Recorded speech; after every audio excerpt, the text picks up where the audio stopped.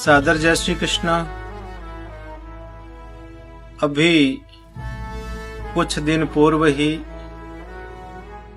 माननीय supreme court ने एक निर्णय दिया कि जो 100 मीटर से कम पहाड़ी है वो अरावली की श्रेणी में नहीं आई, उसका खनन किया जा सकता है। ये श्रीपति धाम का पावन परिसर है और हम अरावली की पर्वतमालाओं के मध्य में ही स्थित। ये पूरा आश्रम अरावली के मध्य में ही स्थित है। यहाँ पर आप देखेंगे बहुत सारी ऐसी पहाड़ियां हैं जो 100 मीटर की नहीं होगी। तो जो 100 मीटर की पहाड़ी नहीं होगी उनको तो तोड़ा जा सकता है। इससे तो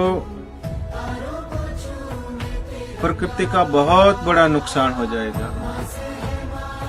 हमारे पुरखों ने सदा ही अवधारणा रखी है कि विकास तो होना चाहिए, पर विकास प्रकृति को नुकसान पहुंचा के नहीं करना चाहिए।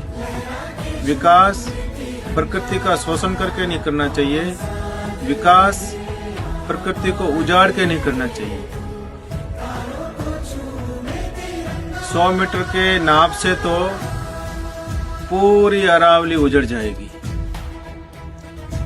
अरावली तो हमारे राजस्थान की जीवन रेखा है। राजस्थान ही नहीं, 4 राज्यों में अरावली की पर्वत श्रृंखला है। अगर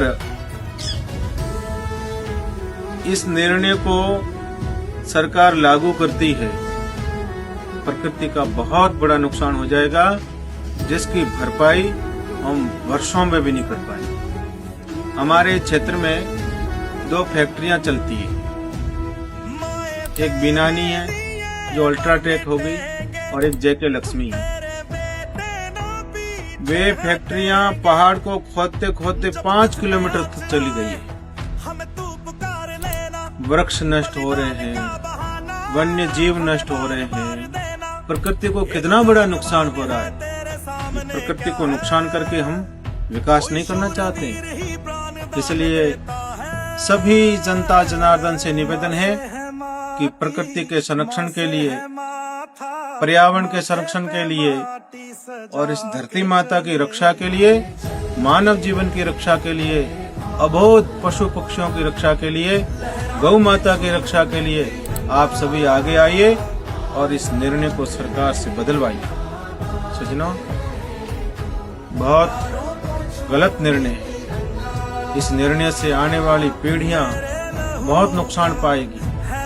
हम सबको सजग होकर के यहाँ पर हमें राजनीति से ऊपर उठ के, पार्टियों से ऊपर उठकर, जाति धर्म संप्रदाय से ऊपर उठकर केवल प्रकृति के संरक्षण के लिए, पर्यावरण के संरक्षण के लिए, धरती माता के संरक्षण के लिए हम सभी को आगे आना चाहिए और इस अरावली पर्वतमालाओं की रक्षा करनी चाहिए।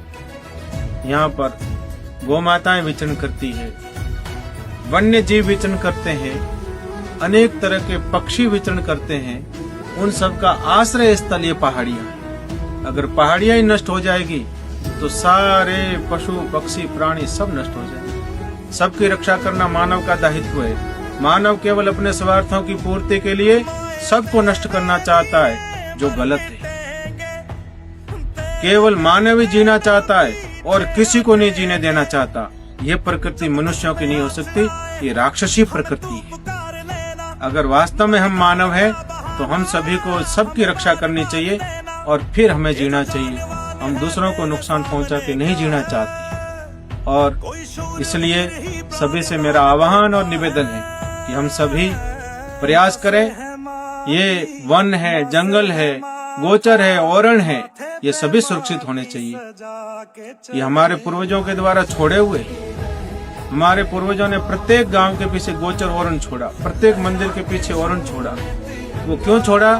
क्योंकि वहां पर गौ माताएं विचरण करेगी, जंगली पशु विचरण करेंगे, पक्षी विचरण करेंगे, वन्य जीव विचरण करेंगे। सभी के हम प्रकृति में अकेले नहीं जीना चाहते, सभी को जीने का अधिकार है। हम सबको जीने दें और फिर हम भी जिए। ऐसा नहीं कि हमारे जीने के लिए हम सबको मार दें, ये मानव संस्कृति नहीं है।